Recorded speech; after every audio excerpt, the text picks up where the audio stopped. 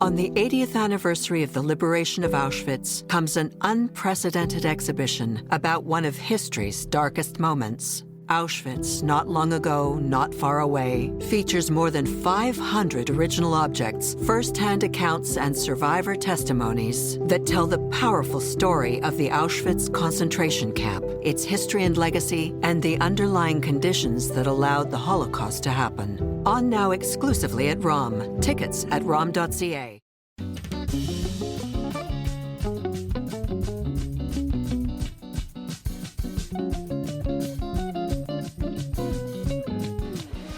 Moving into the appliance section, there is something for everyone here. And now being joined by another brother, this is Noah. Morning. And we are talking about appliances. That's what it sounded like a month ago when a local television morning show did a live broadcast from the Ancaster, Ontario branch of Tepperman's. The family-owned chain of home furnishing stores is celebrating its 100th anniversary. Founded in 1925 by Nate Tepperman, a Jewish immigrant from Ukraine who arrived in Windsor and started selling rugs there door to door. Today, his son and grandchildren run the show with 550 employees, 7 big box stores in southwestern Ontario, the original one in Windsor, and London, St. Catharines, Ancaster, Chatham, Sarnia, and Kitchener, where you will also find major car manufacturing plants like Ford and General Motors and Stellantis in or near all 7 of the Tepperman stores. So despite the cake and the dignitaries and special new catalog published just for the occasion, you could say that Tepperman's anniversary festivities got a bit spoiled by U.S. President Donald Trump and his new trade war with Canada, the uncertainty of on-again, off-again tariffs since January hampering their business decisions, then 25% tariffs on exported Canadian steel and aluminum now in effect, and later this week, more tariffs are expected, but this time on cars, produced in Canada, imported into the United States, which is where most of Canada's cars are sold. An estimated 500,000 Canadians work in auto manufacturing, directly or indirectly. Car makers are already predicting catastrophes like slowdowns, production cuts, layoffs, all a huge worry for the Teppermans, who know that unemployed people don't buy new furniture, TVs, kitchen appliances, or backyard barbecues, even though the Canadian government has promised subsidies to help laid-off workers. We are concerned, we know that people will be very cautious with how they're spending because they don't know what to expect. But we are certainly concerned that it will deeply affect employment and all of the implications that brings with it. And that's a very, very broad set of implications. I'm Ellen Besner, and this is what Jewish Canada sounds like for Monday, March the 31st, 2025. Welcome to the CJN Daily, a podcast of the Canadian Jewish News, and made possible in part thanks to the generous support of the Ira Gluskin and Maxine Gronowski-Gluskin Charitable Foundation.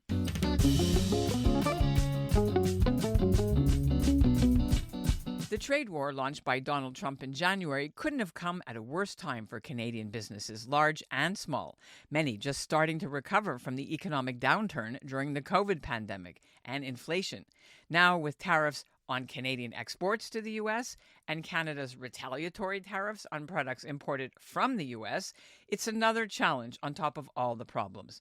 And while giants like the Hudson's Bay Company, which blamed the trade war this week for putting the final nail in the iconic department store's coffin, smaller Canadian Jewish-owned businesses are doing what they can to confront the threat.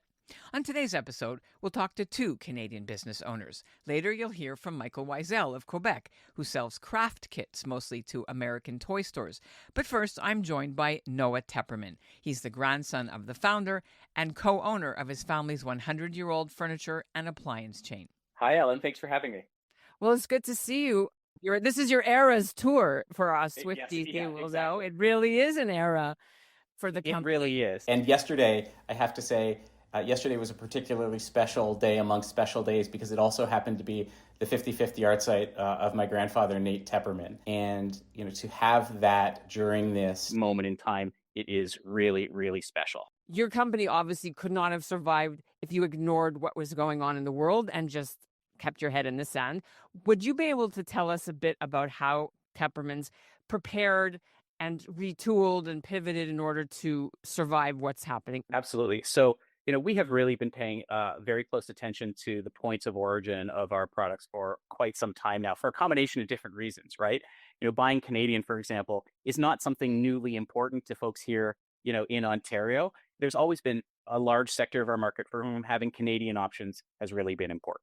So we've been looking at that certainly through COVID and with some of the things that are going on in China, for example, with the cultural genocide of the Uyghur people, the use of what you might describe as slave labor in some manufacturing processes. It's been very, very important for us to really get a sense of from the products that we import, where are they coming from? What factors are they coming from? What manufacturing processes are being used? So looking at those kinds of things for different reasons has been important to us. As the tariffs really started to come up in a specific way, a number of weeks ago, as a team, we had very real conversations saying we need to know exactly what our liability, what our exposure is to the various risks. So our staff did a very intense analysis, only to sort of wake up a day and a half later and find out that, the tariffs had been delayed. One of the members of our team said to me, I feel like it was a wasted exercise. And I said, it's absolutely not a wasted exercise. We will be operating with a Trump presidency for 4 years. And one thing about Trump is that he likes to keep everybody on his toes in a way that, on the other end of it, often feels like you're just living through chaos. I said, this kind of analysis, this kind of experience is something that we are likely to have to go through more than once. So at the very least, this is good practice. But I think it's also more than that because this has just been delayed. He has not taken this off the table. So we don't know what the next step is. And so I think at this point, we would prefer to be feeling that it was time that was wasted, but we'll have to see. Tell us a bit about what the impacts in general are on the company. So from an exposure perspective, there's a lot of variation by product category for us. So take appliances, for example. At this point in time, there's very little that's actually manufactured in Canada in terms of things like refrigerators, freezers, dishwashers, microwaves. They all come from Mexico. No, everybody's, yeah. That's right. But there are things that still come from the United States. So, for example, looking at one of our brands, Electrolux, things like their ranges are one of the products that is more heavily manufactured in the United States. And then looking throughout the rest of their product line, it really depends on select models and SKUs within the line. It's what we sort of refer to as a North American brand. You look at furniture products, I think our calculation is that approximately 10% of the furniture items that we carry are manufactured in the United States. We've got about 25% of things that are manufactured here in Canada. And I'm talking about a real range of products, right? So that includes mattresses, it includes occasional chairs, recliners, sofas, case pieces, dining rooms, dinettes, bookshelves, bookcases, chest of drawers, the range of it. And the rest of it is from a range of other locations. So that would include in the mix things like China, Mexico, Vietnam, maybe Malaysia, et cetera. It really depends on the moment in time. Let's talk about the tariffs on imports of Canadian stuff into the United States. That's the main thing, is steel and the big ones, right? And energy. Mm-hmm. But you guys are talking about household goods and appliances. So you don't sell into the United States, right? You just buy from the United States. Sure. Where some of this potentially impacts us is what I would call through the indirect impacts of the tariffs. Let's say some of the goods that we have been, bringing into our stores from the United States. Some of the parts or materials may be coming from China, so there's an element of tariff there. Then if we were bringing it into Canada, or for something we would continue to bring into Canada, there'd be an additional tariff there. There's a nested impact. If you look at our upholstery manufacturers, for example, of the products that are Canadian made, a good chunk of those are coming from the Toronto area.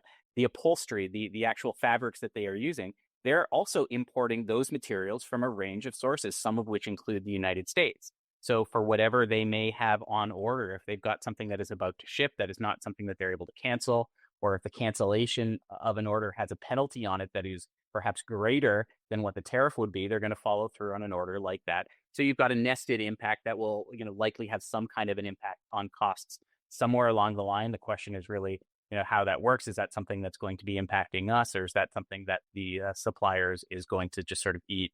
And a lot of that is, currently very much in a wait and see kind of attitude. It's clear that there is a very strong sentiment here in Canada. People are very angry, and people are frankly offended with this strategy from the President of the United States. Okay, so there are tariffs, but then Canadians are going to impose their own of everything going south. Again, how does that impact you? Yeah. What are the larger economic impacts here in Ontario and in Canada? there is more than likely going to be an inflationary impact. And I think it's not exactly an exaggeration or a surprise that many folks, probably everybody across Canada was happy to see, at the tail end of 2024, to see inflationary pressures seeming to be trending in the right direction. That's all out the window. Then you start to think about the impact or the potential impact, but the likely impact, I guess, of on industries. You look at auto manufacturing, which is such a big component of our Ontario manufacturing base throughout the province, with the direct manufacturing and the probably countless number of tool and die and feeder plants. What's the impact going to be there? Not just on those businesses, quarterly revenues, but on their employment. Because that's where the rubber really will start to hit the road for us. And looking at employment in areas like auto manufacturing and pharmaceuticals, for example, we are deeply, deeply worried. These are your customers who buy furniture for their new homes, or Yes. they're expanding homes. You're worried about layoffs. It is about being able to simply do business in the markets where we currently exist.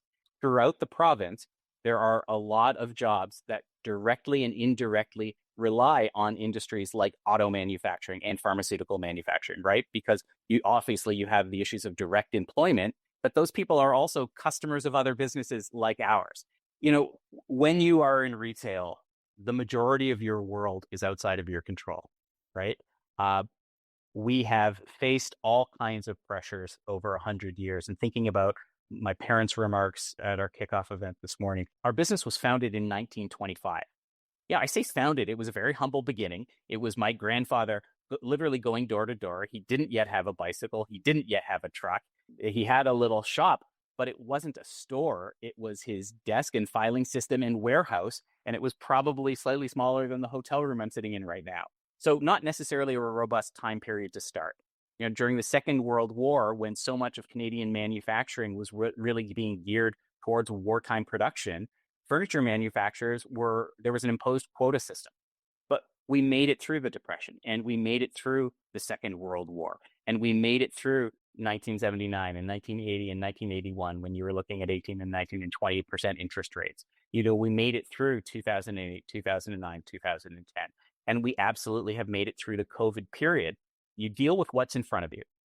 You do whatever it takes based on the foundation of our business values, taking care of our staff, supporting our staff so that they can take great care of our customers, and taking care of each other. Doing business the Tepperman's way. When my brother and I, a decade ago, were working on our first 10-year vision, one of the things I said to him, which really became a part of it, is what we do isn't unique, but the way we do it is. And commitment to our customers and commitment to our communities. Frankly, we do it because it matters to us. And in moments like this, people know that. When things get finance, consumer credit is a really big part of our business, right? And people know that our goal here is to be there for them, not to try and shut them down and send them to third-party collections or repossess furniture. That's the last thing we want to do. We want to support them. We're committed to the relationships with our customers, and our consistent approach with customers during good times and especially during challenging times reflects that. There's also this element, obviously, that this is really crummy. How's that for the understatement of the day? But I think the thing that we really need to look at and work through individually, in small groups, as families, we have one choice here, and that's to move forward. And here in Canada, we should move forward as Canadians. One of the things that I am really actually appreciative of these tariffs is that they have been a unifier of Canadians. We have gone through such a divisive period over the last 4.5, almost 5 years at this point, that to have something that actually is bringing people together, even, with the ugliness of the why, that's worth something. It's nice to feel that we could actually start to reclaim the Canadian flag again, because the connotation of public uses of Canadian flags over the last few years has been, to some degree, part of the divisiveness. And it is nice to see people from across a range of different demographics, political and otherwise, coming together and saying, we do not deserve this treatment. And as Canadians, we are going to push back and say, no, we didn't start this fight. We would like to not have it as a fight, but we will stand up for who we are and what it means to be Canadian. And this is not going to be a pleasant period, but it will be a period. This is not the rest of our future. We don't know how long, we don't know how deep. The only thing we know is that we can only move in one direction and that we can only count on each other. We can help each other through this process to try and mitigate some of the worst elements of that. We can't erase it. Thank you for that. Because what I'm looking to hear is anything about whether you're going to expand the terms of credit for your customers, whether you're going to get bigger loans, I don't know, from your banks or I don't even know. Or when you're dealing with the kind of uncertainty that we were dealing with, where you literally don't know if tariffs are going to be delayed again or not, it's really hard to actually put very specific plans in place. As this boycott of American goods continues, as the importing of American goods because of the tariffs becomes prohibitive, could that have an impact over the next 6 months on domestic manufacturing? Yes. Maybe 6 months is too short a period for that, but there could be opportunities, for what you call sort of the reshoring of things. On the 80th anniversary of the liberation of Auschwitz comes an unprecedented exhibition about one of history's darkest moments. Auschwitz, Not Long Ago, Not Far Away, features more than 500 original objects, first-hand accounts, and survivor testimonies that tell the powerful story of the Auschwitz concentration camp, its history and legacy, and the underlying conditions that allowed the Holocaust to happen. On now exclusively at ROM. Tickets at rom.ca. Hey everyone, just wanted to show you what's happening with our new Kiss Naturals line. We're changing to this very, very cool magnetic box. Michael Wiesel founded Kiss Naturals nearly 20 years ago in Knowlton, Quebec, in the Eastern Townships. They're do-it-yourself craft kits for adults and kids to make their own bath bombs, lip gloss, and soap. Wiesel has a small factory in Cowansville where the kits are put together, labeled Made in Canada, and until recently, 80% of them were shipped to American toy stores. When the trade war started, he started driving his finished kits across the U.S. border and stockpiled them in a warehouse there before shipping them out. Now, though, he's hoping he's found an even better way to keep his business afloat and keep the price for his kits reasonable, even if that means the final assembly of the components is now being done in Vermont. Michael Wiesel joins me now. We've been building in the U.S. since 2011, and I know so many of the customers, by first name, and they're like, that's the fun part about, selling to all these small businesses, because everyone is like kind of a little story. When the talk of the tariffs started coming up, it was like, hold, I'm going to have to pay 25%. And people don't understand. They say, oh, no, it's the buyer that pays. Well, my buyer in Chicago, one of my customers, let's say Rainbow Resources, wonderful teacher supply store, I can't add 25% to the bill. They'll say, hey, Mark, that's nice, but we'll buy elsewhere. It's been great. It really comes down to, it has to make sense. So I would have to absorb the 25%, which I couldn't. So I had to really come up with an idea of how to continue supplying my American customers with not adding, a huge cost. So then I thought about it. I said, well, what if I, because when I import my products, like, my kits sell for, let's say, $25 each. So $12.50 wholesale. Whenever I import an item for $12.50, I would have to pay 25% or $3.50 in tariffs. When you import to the States or export Exactly. to Canada. Can we stop for 1 second? Sure. Maybe we should explain where you get your Canadian, like what's made in Canada and what's not, and your components. The thing is, when you say that something's made in Canada, it means that you're doing, I think it's 66% of the process in Canada. A lot of the components that we use are from China. Unfortunately, that's the only place you can buy, lip balm tubes and glass beakers and all the stuff that goes in for really good prices. The ingredients are all sourced locally, Canada and US. We use shea butter a lot in our kits. We use safflower oil. So those ingredients come from all over. Some are from California, some are from Mexico, some are from India. So we use ingredients from all over the world. So the And stuff that comes out of those boxes and goes across the border, yeah, why do you have to pay tariffs on things that you already got from the United States because they're a finished product? The box is finished? it's a finished product. Yeah. I Got mean, it. I'm not a tariff expert, but what you're saying basically is you've already paid some of the tariffs, but we haven't paid very much in tariffs because what we get from China is very low in tariff, right? Or none. So we're paying very little tariffs as far as that. Then when you heard about these tariffs that they put blanket tariffs on a lot of things, Right. what did that do to your business? How much of an impact was it? It potentially could have been a huge impact, but I tend to think ahead. I was taught by my dad. He was a good ahead thinker. And when I heard about this, I started to stockpile goods in my little I have a little closet warehouse in Vermont.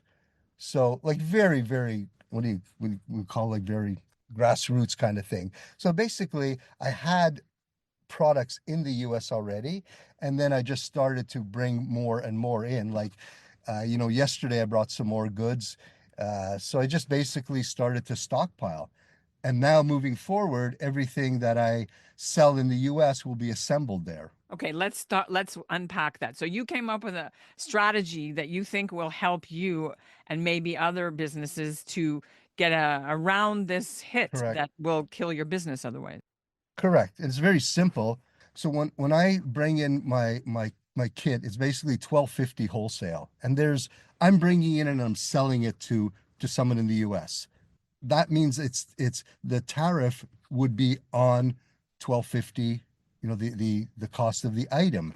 So now by doing it in a little bit of a different way, by bringing in components, the items that are in every kit, the safflower oil and the shea butter jars and the tubes, all the little things that go into a craft making kit.